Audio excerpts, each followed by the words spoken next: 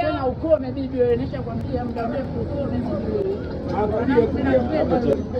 Kisa mabwana. Bwana yenyewe yuko huyo. Ama hapa nini huyo bwana? Acheni hayo mambo. Hapo bwana gani bwana na maisha. Hebu mniamalize hapo msio kisenge na bwana. Kama upendo chana naye bwana. Bwana kisenge. Hapo mtende chimbo kutoka magizani. Wanangu wanamchiti bwana, ndio nakupa siri zangu zote bwana. Yashaisha sema shoga yangu ile nini ile shughuli ya Mwajuma Nchokonoe, shoga ulibaliza,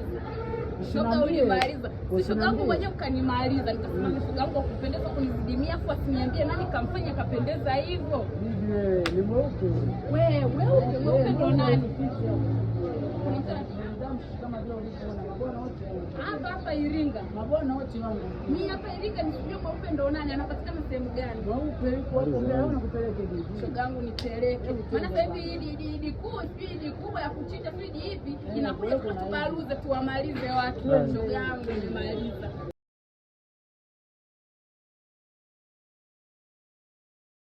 Nilipokuambia kwa mweupe mwenyewe ndo hapa. Umeona mambo kama yote, mambo pambe shoga yangu. Mambo pambe shoga yangu, ngani nilipokuambia. Hapa ndo habari ya mjini. Mweupe. Tumeona vitu hivi hapa shoga yangu.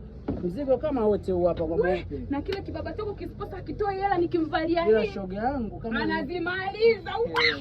Usiniambie. Hapa ndo kwa mweupe au tufiti shoga yangu. Si ndio vitu napendaga shoga yangu. Unaona pambe hiyo habari ya mjini. Nakwambia shoga yangu kweli mweupe kabaruza.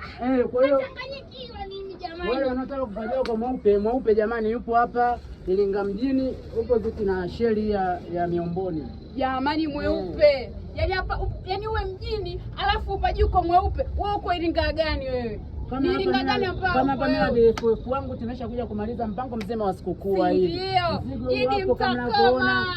Idi karibuni mashoga yetu wa Iringa, karibuni sana. Hapa ndo kwa mweupe babu.